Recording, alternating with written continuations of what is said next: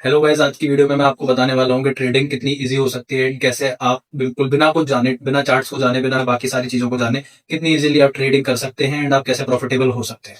तो चलिए मैं आपको चार्ट पे ले जाके बहुत इजीली समझाता हूँ कि ट्रेडिंग में प्रोबेबिलिटी जो है वो किस तरीके से काम करती है।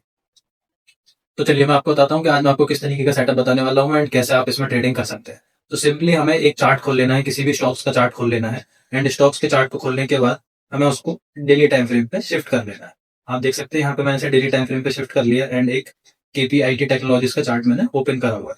ये भी मैं आपको बता दूंगा मैंने केपीआईटी का चार्ट क्यों ओपन करा हुआ है एंड आप और भी कोई स्टॉक्स या किस तरीके के स्टॉक्स आप ले सकते हैं। ये भी मैं आपको वीडियो के एंड में बताऊंगा किस टाइप के स्टॉक्स आपको इस पर्टिकुलर सेटअप के लिए सेलेक्ट करने चाहिए, है ना। अभी केपीआईटी मैंने इसलिए सेलेक्ट करा हुआ है क्योंकि इसका पूरा बैक टेस्टिंग डेटा मैंने ऑलरेडी निकाल के रखा हुआ है, जिससे कि आप चेक कर पाए कि ये स्ट्रेटेजी कितनी प्रॉफिटेबल रहती है एंड ये किस तरीके से वर्क करती है। सिंपली मैं आपको इस स्ट्रेटेजी के पॉइंट्स बता देता हूँ कि सबसे पहले आपको क्या क्या इसमें पॉइंट्स को याद रखना है। तो इसमें पॉइंट जो याद रखने हैं वो है, सबसे पहले हमें ये ध्यान रखना है कि हमें इस सेटअप में सिर्फ सेल करना है, सिर्फ सेल करना है ना। एंड उसके बाद हमें कहाँ पे सेल करना है एंड क्या टारगेट रखना है एंड क्या नहीं रखना है। तो सिंपली हमें मार्केट ओपन होते साथ ही सेल करना है। मार्केट जैसे ही ओपन होगा हमें मार्केट में सेलिंग का ऑर्डर डाल देना है, जो भी प्राइस पे मार्केट ओपन होता है। तो इसमें हम समझ लेते हैं, इस चीज को हम समझ लेते हैं कि किस तरीके से हमें करना है। जैसे कि हम यहाँ पे इधर देख लेते हैं, ये मेजर सेलिंग साइड है या रेंडमली कहीं भी चार्ट पे चले जाते हैं। यहाँ पे हम गए तो अकॉर्डिंगली 1000 रुपीज प्राइस है इसका, 1000 रुपीज अबव प्राइस है केपीआईटी टेक का। आप देख सकते हैं 1380 1385 के अराउंड है। यहाँ पे मार्केट ओपन हुआ है तो यहाँ पे ओपन होते साथ ही मैं यहाँ पे ऑर्डर में सेल का ऑर्डर लगा दूंगा। यहाँ पे मैं एक सेल का ऑर्डर प्लेस कर दूंगा एंड सेल का ऑर्डर प्लेस करने के बाद मेरा इसमें क्या आगे प्लान रहेगा वो मैं आपको बताता हूँ सेकंड स्टेप में। सबसे पहले किसी भी ऑर्डर में एंट्री लेने से पहले मैं वहां पे उसका स्टॉप लॉस रेडी रखता हूँ। तो इस पर्टिकुलर सेटअप में मैं स्टॉप लॉस रखूंगा 10 रुपीज का। मेरा स्टॉप लॉस रहेगा 10 रुपीज का, है ना। एंड इसमें मेरा टारगेट जो रहेगा वो रहेगा 40 रुपीज, 1:4, या फिर इधर जहां भी मार्केट डे एंड पे क्लोज होता है। अगर 1:4 मिल गया, 40 रुपीज मिल गया तो मैं वहीं क्लोज कर दूंगा। एंड अगर 1:4 नहीं मिलता है तो जहां भी मार्केट जाके डे एंड पे क्लोज करता है वो मेरा टारगेट होगा। इधर वो स्टॉप लॉस लगे, चाहे वो मेरा टारगेट आए, चाहे वो मिड में बंद हो जाए, जैसा भी होगा वो हम वहां पे डिसाइड करेंगे। चलिए मैं आपको कुछ इसके एग्जांपल दिखा देता हूँ किस तरीके से स्ट्रेटेजी वर्क करती है। तो आपको यहाँ पे जैसे ही मार्केट ओपन हुआ, इस पर्टिकुलर पॉइंट पे मैंने यहाँ पे सेल करा, इस पर्टिकुलर पॉइंट पे मैंने मार्केट को सेल करा। आप यहाँ पे देख सकते हैं, मैं अगर इसमें लगाऊं तो यहाँ से 10 रुपीज बहुत ऊपर है, तो यहाँ पे मार्केट ने हमें नीचे डाउन साइड का मूव दिया है। तो मैं इसमें टूल लगा लेता हूँ शॉर्ट पोजीशन का एंड यहाँ पे मैं इसको 10 रुपीज पे सेट करके 1:4 पे सेट कर देता हूँ। 1:4 होगा हमारा, 1:40 रुपीज। इस लूम को मैं यहाँ पे सेट करता हूँ एंड देख सकते हैं आप यहाँ पे इसमें जो टारगेट मिला है वो अराउंड अराउंड 40 का नहीं मिला है, लेकिन 1:3 का मिला है। 1:3 पे मार्केट जाके यहाँ पे क्लोज हुआ तो हम यहीं पे इसको ऑटो ऑफ कर देंगे। जो हमारा मार्जिन ऑर्डर सेल है वो ट्रिगर हो जाएगा, तो यहाँ पे हमारा ऑर्डर प्लेस हो जाएगा। तो हमें 1:3 का इसमें टारगेट रिसीव हुआ है। अगेन अगर हम नेक्स्ट डे जाते हैं, हम यहाँ पे भी सेल करेंगे मार्केट ओपन होते ही। एंड मार्केट ओपन होते ही सेल करने के बाद यहाँ पे हमें जो है एसएल यहाँ पे हमारा ट्रिगर हो जाएगा, यहाँ पे हमारा एसएल लग जाएगा। तो यहाँ पे उसके बाद हमारी पूरे डे में कोई भी एंट्री ट्रिगर नहीं हुई। आप देख सकते हैं यहाँ पे इस पर्टिकुलर पॉइंट पे जहां मार्केट ओपन हुआ था दोबारा नहीं आया। अब इसमें मैं आपको बता देता हूँ री एंट्री का कॉन्सेप्ट क्या रहता है, जो कि है थर्ड पॉइंट। री एंट्री हम मार्केट में किस तरीके से करेंगे। तो अगर हमारा मार्केट में एक बार एसएल ट्रिगर होता है, अगर हमारे मार्केट में एक बार एसएल ट्रिगर होता है तो हम उसमें मार्केट में री एंट्री प्लान करेंगे, है ना। लेकिन अगर हमारा 2 बार एसएल ट्रिगर हो जाता है, 2 एसएल हमारे ट्रिगर हो जाते हैं, तो हम वहां पे फिर फर्दर डे क्लोज कर देंगे और उसके बाद हम इसमें और फर्दर ट्रेड नहीं करेंगे। और किसी भी ट्रेड को हम नेक्स्ट डे के लिए होल्ड नहीं करेंगे, हम उसी दिन पर्टिकुलर डे इस ट्रेड को हम क्लोज कर देंगे। जहां पे भी डे एंड होगा या तो हमारा टारगेट मिलेगा या हमारा मिड मिड में कहीं भी बंद हो जाएगा या हमारा स्टॉप लॉस लगेगा, जैसा भी होगा हम इस तरीके से इसको फॉलो करेंगे। तो आप देख सकते हैं कि नेक्स्ट डे जो है हमारा एसएल लगा है। नेक्स्ट डे एसएल लगने के बाद मैं इसमें उसके नेक्स्ट डे जाता हूँ तो देन अगेन मेरा एक एसएल लगा है। एक एसएल लगने के बाद आप देख सकते हैं यहाँ पे दोबारा से एंट्री ट्रिगर हुई एंड एक एसएल लगा। देन थर्ड डे हम आते हैं, थर्ड डे हम देखते हैं यहाँ पे 10 रुपीज का हम टारगेट वो लगा के एंड देन इसका टारगेट लगा देते हैं 1:4, 40 रुपीज। 1:4 टारगेट लगा देते हैं। तो ये मेरा पहली बार में एसएल ट्रिगर हुआ, एसएल ट्रिगर हुआ। सेकंड टाइम में भी एसएल ट्रिगर हुआ, तो यहाँ पे मेरे को कोई भी पैसा नहीं मिलेगा, आप देख सकते हैं।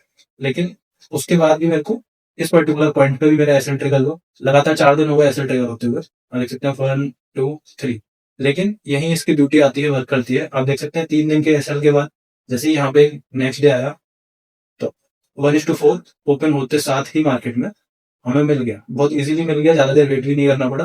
15, 20, 30 अराउंड 1 घंटे के अंदर 1:4 बढ़ गया। और बड़ा टारगेट था, आप लंबे टारगेट के लिए होल्ड करते, लेकिन जिस तरीके से काम करता है सेटअप, मैं आपको उस तरीके को बता रहा हूँ कि आपको किस तरीके से इसको प्लान करना है। इसका बैक टेस्ट स्ट्रेटेजी भी मैं आपको दिखा दूंगा कि बैक टेस्टिंग में कितना इसने प्रूव करा है एंड क्या चीजें करी है, वो मैं इसके बाद आपको दिखाऊंगा जनवरी से लेकर करेंट डेट तक का, क्या यहाँ पे इसमें सेटअप से बैक टेस्ट में कितना पैसा बनता है और किस तरीके से बनता है।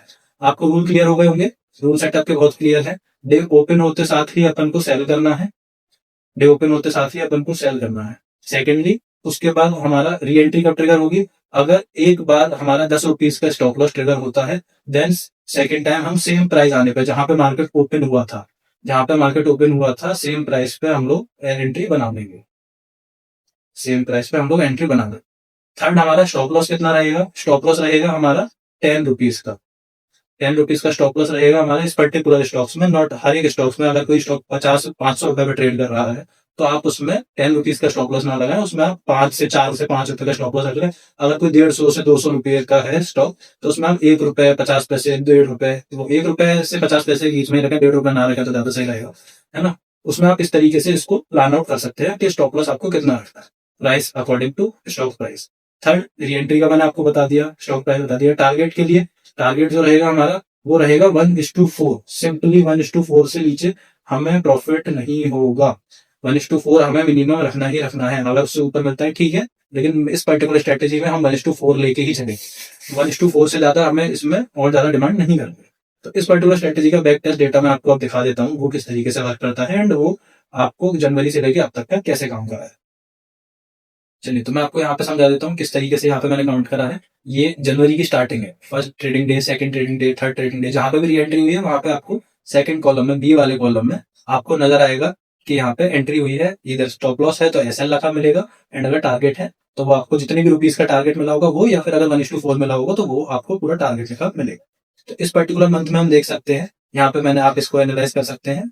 इसके बाद मैंने यहाँ इसका फाइनल निकाल दिया है, 180 पॉइंट्स का हमें एसएल लगा, टोटल 383 पॉइंट्स का प्रॉफिट हुआ। ये मैंने जो पर्टिकुलर सेटअप लगाया है वो लगाया है 1 लाख रुपीज पे। अगर मैं 1 लाख रुपीज से ट्रेड करता हूँ, जो कि आपको इस अमाउंट को ट्रेड करने के लिए 20,000 रुपए ही लगेंगे। 1 लाख रुपीज से ट्रेड करने के लिए आपको 20,000 रुपए लगेंगे, क्योंकि डेली में आपको 1:5 का मार्जिन मिलता है। तो इसमें आपको 1 लाख रुपीज से ट्रेड करने के लिए 20,000 रुपए आप इन्वेस्ट करके आप इसमें ट्रेड कर सकते हैं, जिसमें कि आपका 180 रुपीज का एसएल लगा इसमें टोटल पूरे मंथ में, 383 का प्रॉफिट हुआ, एंड आपको पर ट्रेड के लिए 3200 रुपीज ओवरऑल चार्ज हुआ। मैंने 100 rupees per trade buying selling का एवरेज निकाल के रखा है, तो 3200 रुपीज चार्ज लगा हमारा। टोटल हमारा जो लॉस था वो था 12,600 रुपीज। टोटल जो हमारा प्रॉफिट था वो था 26,810 रुपीज, एंड जो हमारे चार्जेस माइनस करके ओवरऑल हमें प्रॉफिट बचा वो बचा हमारा अप्रॉक्स 11,000 रुपीज। तो आप देख सकते हैं 20,000 रुपीज लगा के उस पर्टिकुलर मंथ में बिना कुछ सोचे समझे हम लोगों ने 11,000 रुपीज बना लिए, जो कि मोर देन 60% रिटर्न, अराउंड 60% का रिटर्न बन गया, है ना। तो आप कितने इजीली इस चीज को कमा सकते हैं, ये फाइनल रिटर्न है, इसमें से चार्जेस भी माइनस हो चुके हैं, एंड इसमें से सारे एसएल, मैंने एसएल मैक्सिमम नहीं है, कहीं डाउट भी बनता है, कुछ भी बनता है तो उसको मैंने एसएल में ही काउंट करा है, सब स्लिपेजेस वगैरह सब चीजें काउंट करके मैं इस चीज को बहुत सिंपली करा है। आप फेब मंथ का देख सकते हैं, फेब मंथ के बाद इसमें भी हमारे ये पर्टिकुलर देख सकते हैं, एसएल लगा 7 रुपीज का स्टॉक पॉइंट मिले मेरे को, एसएल लगा, फिर एसएल लगा, एसएल लगा, एसएल लगा। एक चीज आपको दिखाई दे रही होगी कि पर्टिकुलर सेटअप में एसएल बहुत सारे हैं, एसएल वाले डे लगातार आते हैं। तो जब भी ये कंटिन्यू एसएल आ रहे हो तो आपको उस चीज को लेके हताश नहीं होना है, नाराज नहीं होना है कि भाई ये मेरे एसएल पे एसएल क्यों लगते जा रहे हैं। आप देख सकते हैं 1 2 3 4 5 6 कंटिन्यूस डे एसएल है, लेकिन उस नेक्स्ट डे री एंट्री में प्रॉफिट प्रॉफिट प्रॉफिट, 1-2 प्रॉफिट आपके 8 एसएल को सॉर्ट कर सकता है, तो आपको टेंशन तो बिल्कुल भी नहीं लेंगे। यहाँ पे मेरे 1 2 3 4 5 एसएल है, 6 एसएल, 7 8 9, टोटल मेरे 11 एसएल लगे हैं फॉर द मंथ। लेकिन आप देख सकते हैं 11 एसएल तो बहुत कम है, मेरे और 10 20 15 20 तक एसएल लग जाते हैं इसमें, है ना। इसमें आप देख सकते हैं मेरा 11 एसएल लगे, 110 पॉइंट का स्टॉप लॉस लगा मेरा, टोटल 320 पॉइंट्स का मेरे को प्रॉफिट हुआ, 9,130 रुपीज का जो है पर्टिकुलरली मेरे को लॉस लगा, 26,560 रुपीज का प्रॉफिट हुआ, एंड 2,200 रुपीज के मेरे चार्जेस रहते, क्योंकि 22 ट्रेड्स मैंने इसमें पंच करे थे। टोटल मंथ एंड पे मेरे को 15,230 रुपीज बचे, जो कि मैंने 20,000 रुपए लगा के काम करा। आप खुद सोच सकते हैं कि कितनी इजीली ये पैसा बन रहा है। अब इसका एक डेमेरिट भी आपको बताता हूँ, कंटिन्यू पैसा बन रहा है। मार्च में भी आप देख सकते हैं, आप इस शीट को स्टॉप करके एनालाइज कर सकते हैं। 170 एसएल, 250 पॉइंट प्रॉफिट के 2,400 रुपए हमारे जो गए वो चार्जेस में गए। टोटल 43,050 रुपीज मेरे को प्रॉफिट बना इसमें। लेकिन ऐसा नहीं है कि हर मंथ आपको प्रॉफिट फिक्स बनेगा। कुछ मंथ ऐसे भी हैं, जैसे मेरा एक मंथ निकला था, इसमें इसमें 2200 रुपीज का प्रॉफिट बना है फाइनल। लेकिन अगर मई का जो मंथ आया, क्योंकि ये साइडवेज मंथ था, मार्केट ने किसी साइड मोमेंटम नहीं दिया, तो आप देख सकते हैं कि नंबर ऑफ एसएल्स बहुत है। एंड अगेन जो प्रॉफिट परसेंटेज मिले हैं, जो 1:4, वो बहुत कम मिले हैं।